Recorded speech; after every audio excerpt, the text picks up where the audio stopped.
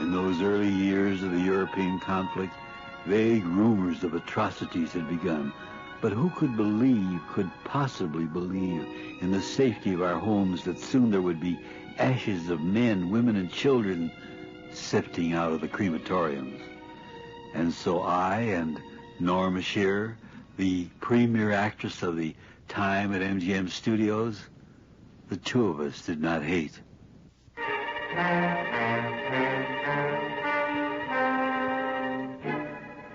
Everyman's Theater, written and created by Arch Oboler.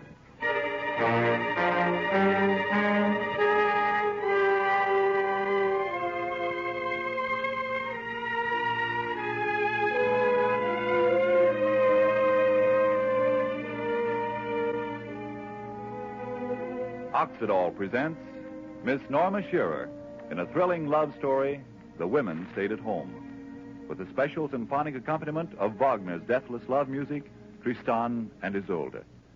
And here is our writer-creator, Arch Oboler, who will introduce tonight's play. The scene, a windswept coast. It is night.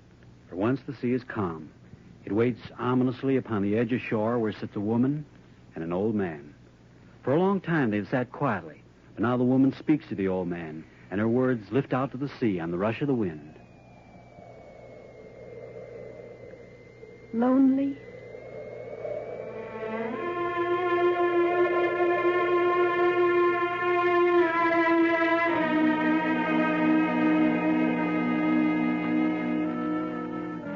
Yes, I was lonely.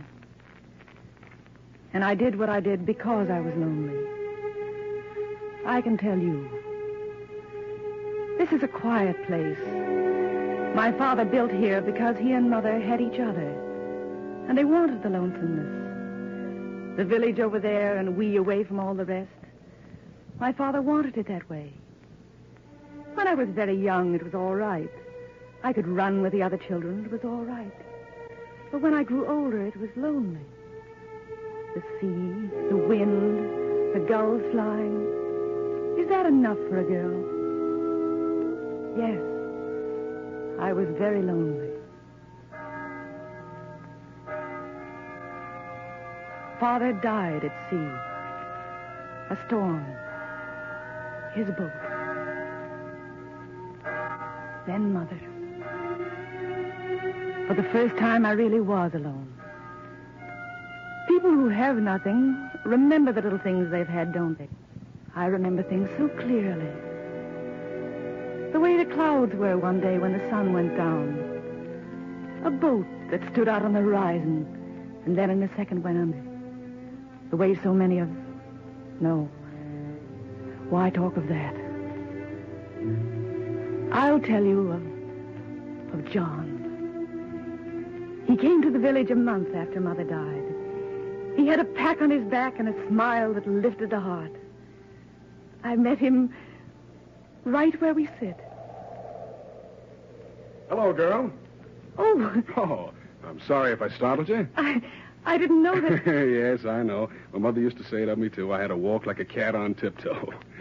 Ah, it's a pleasant day. Yes, isn't it? Where are you from? That house. Oh. It's a strange, lonely place to build a house, isn't it? Yes. May I tell you my name? It's John Clark. How do you do? Would you tell me yours? Celia Harris.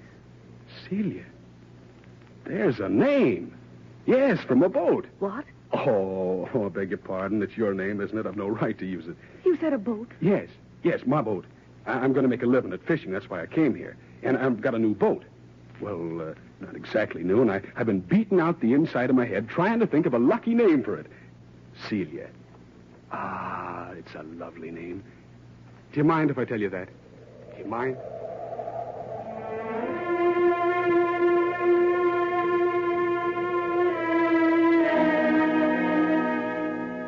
I didn't mind. I didn't mind anything he told me. The village was so happy the day we married. It's good to remember. Seal. Yes, darling. Now's the chance. What? To get away from them. Oh, but John. Shh, now, quiet. Now, slip easy as a ghost around the corner. Now, come on, run. Oh, they'll never forgive us. Go on now. It's the dancing and the drinking that they're after. Now, come on, faster. Oh, I can't. Yes, oh, you really? can, Seal. Come on now. Oh, no, John, no. What? I can't. Not another step.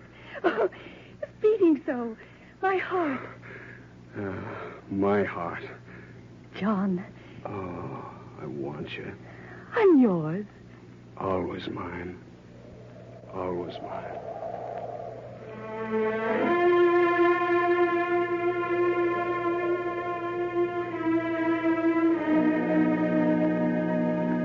Always mine. He said that. Always mine. Tell me, how long is always? Is always the moment he held me, and his lips were tight on mine, and his arms held me, and he... No. Why should I ask? I really know. Always with him was that night. Because the next night...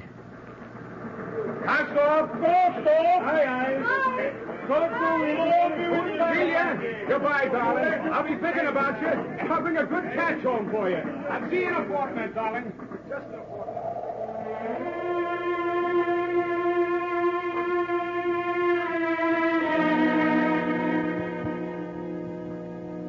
He said that to me. But in a fortnight, he was... Dead. I think it. I can't say it. It's been so long, and yet I can only think it. Dead. Do you know what that means? We have come here to say the last words for the soul of the one whom the sea has taken to the Lord. Goodbye, John Clark. The Lord in his wisdom has buried you in the boundless grave of the ocean. We bow our heads and we weep our tears. We have the memory of you.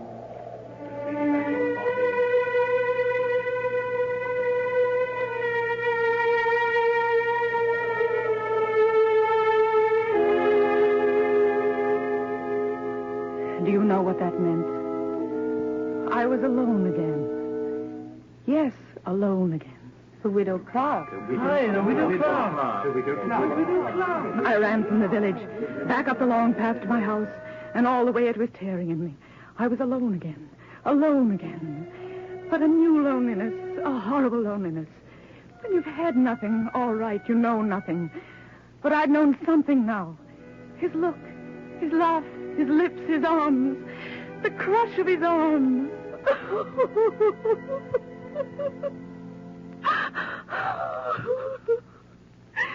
I was alone again.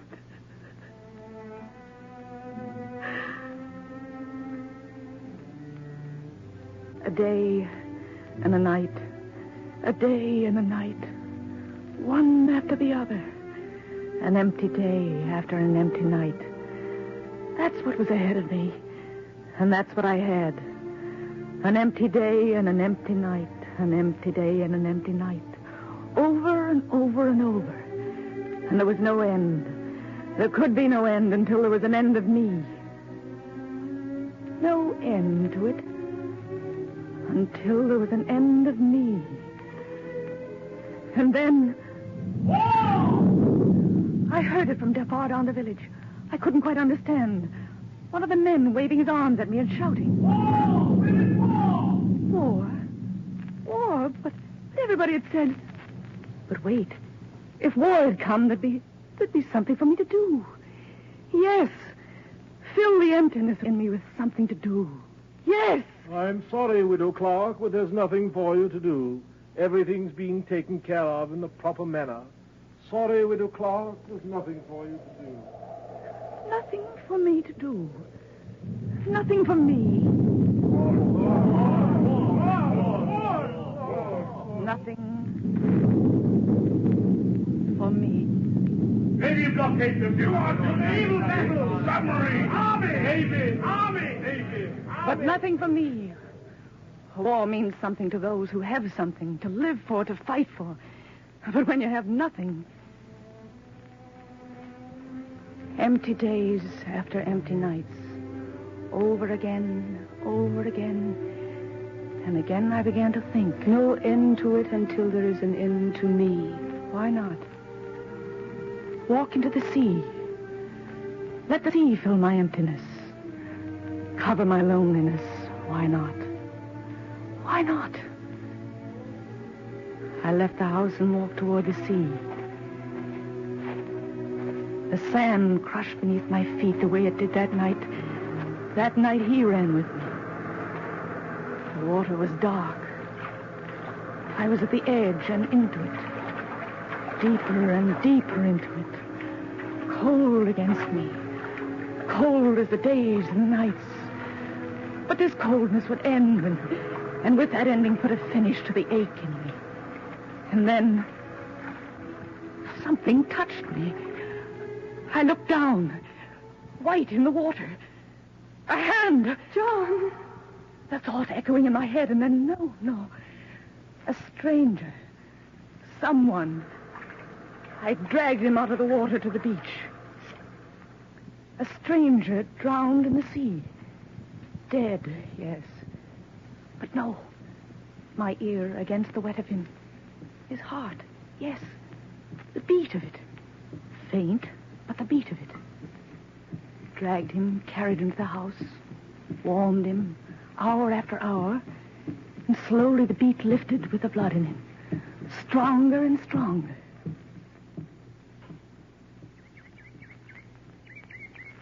Morning. He opened his eyes. In the first light of the sun, I saw they were blue. As blue as John's had been. Mother. His first words, what? Mother. Who? I ran to where I'd thrown the clothes, the buttons, words on them. He was the enemy. The enemy. I knew what I had to do. Go down to the village. Say, listen, everybody! A man from an enemy boat. Caught him! Come and get him! An enemy. Come and get him. I went back to where he lay. He was sleeping now. Sleeping. I looked at him. Something twisted in my heart. He slept the way John slept that night. Head in the crook of his arm. Sandy hair curling down on a forehead, smooth and brown. He slept that night. Listen, everybody! An enemy! Yes, I must tell them. I must. He slept. Woke for a few hours, then slept again. Let him sleep, I told myself. There'll be time to tell them tomorrow. But I didn't tell them tomorrow. He was sick. I had to make him well. Then I would tell them. How many days went? I don't remember. All I remember is moments. Bart. What did you say? Bart. No. That's a bird. Bird. Bird. That's very good. Pretty bird. Pretty bird. Pretty bird. So I began to teach him how to speak my language. I, you, me. Why not? I water, wanted him to speak the way I sea, did. Day, night. In the prison camp, I'm it would help him to know our hungry. language. Want So I to taught him. Sleep. I am Carl. I am Carl. I am Carl. Good. Good. Now try something else. I am Carl. You are... Celia. Say, how do you do, Celia? How are you do, Celia? No. How do you do? How do you do, Celia? I am Carl. I am Carl. Soon he was well enough to be up and about. I gave him a suit of John's to wear. He would sit in the window looking out at the sea, and I would work. And listen to him. It was good. It was good to know that someone was there.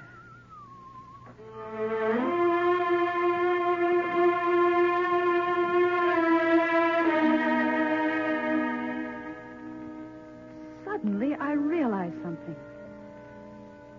I wasn't lonely anymore. Not lonely. Can you understand what that means? To have had nothing and then to have something. Someone to talk to listen to laugh with, to... Naval battles, submarine, army, navy, army, navy, army, navy. But I had to tell them. I had to. Had to?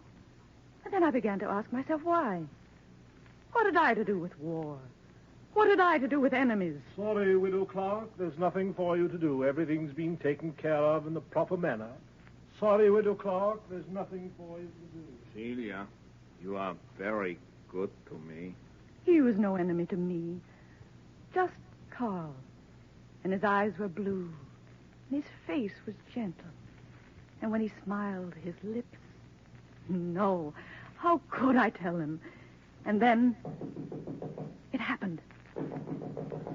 Celia, who is there? I don't know. No one ever comes up here. You must answer. Hide! No, trouble. The police. They'll take Hide, you. I tell you quickly. Well, I'd begun to wonder if you were home. Oh, Mr. Stanford, what do you want? Want? Now, there's a question. Climb all the way down that infernal path and you look at me as if I brought you bad news. Well, I don't, and that's a fact. Well? I'll tell you plain enough. A chance to do your duty. Yes, and I'm the one who's fixed it for you. What? What? Have you no other word but what? Your duty in this war, of course. The district teacher's offered to join his regiment. You come down to the district schoolhouse 3 times a week and teach the children. A chance to do your duty, Widow Clark, for God and country. For God and country? Teach the children. Come down to the schoolhouse. Leave him. I will be all right, Celia. Go. I will be all right. So I went down to the village again. And heard of many things down in the village. They're drowning our men. They're swamping the lifeboats. They're swamping the lifeboats. They. Oh, yes, the enemy. Drowning and bombing and killing. They. The enemy, all day long, all I heard, the enemy. I climbed the path. Back to the house at sundown. He was waiting. Celia, I'm very happy to see you. I said nothing. What could I say? We ate. It grew dark. He didn't speak again. Just looked at me.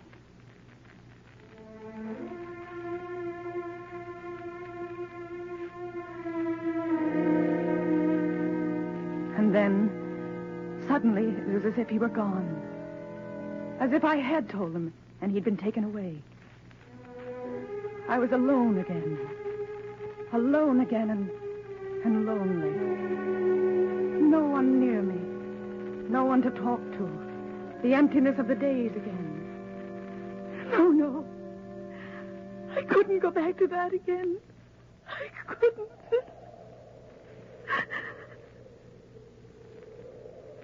The next day, down to the village again.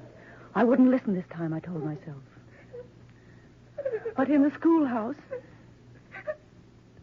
My brother, ma'am, on the boat they torpedoed yesterday.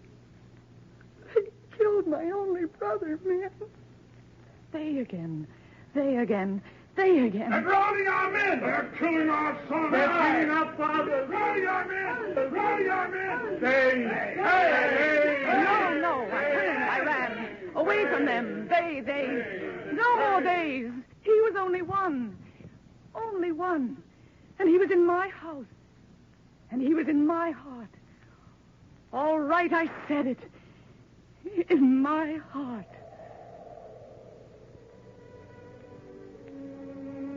He spoke to me that night.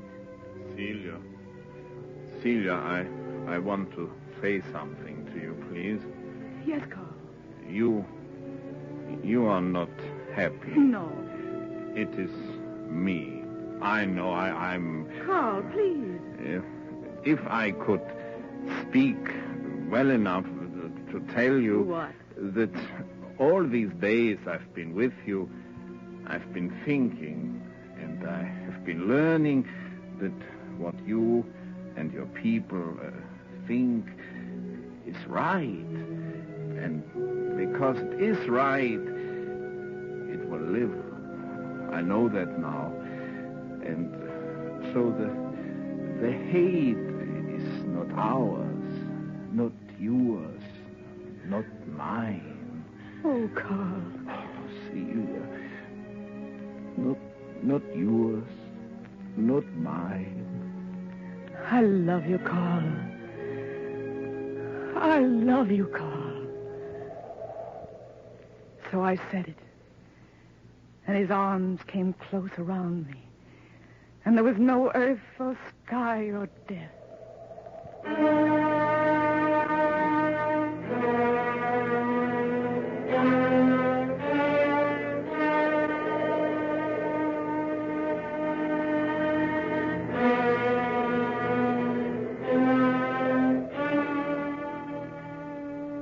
The days after that, days that stood still in wonder, and then in rush were gone. Warm days, lazy days, wonderful days.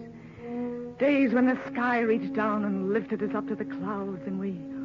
Oh, Carl, Carl. And then a new day. A morning. Sun awakened me. Stretched out my hand. Carl.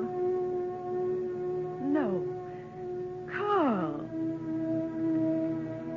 Carl, where are you? Carl, where are you? Carl! Gone. Gone. I cried. Not very long. You see, I understood. Always in our days together, there's been a cloud. And with each passing day, that cloud would have grown larger and larger until there was no warmth of sun for us. The cloud of fear. Fear that someone of the village would see us. See him, and seeing him end my world for me. And he knew that. And so he went away.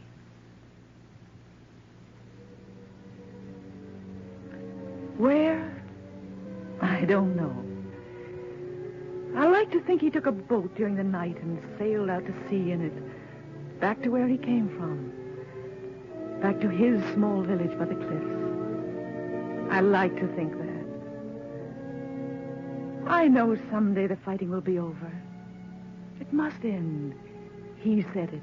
And so the hate is not ours, not yours, not mine. It will end. He'll come back to me. And I'll never be lonely anymore.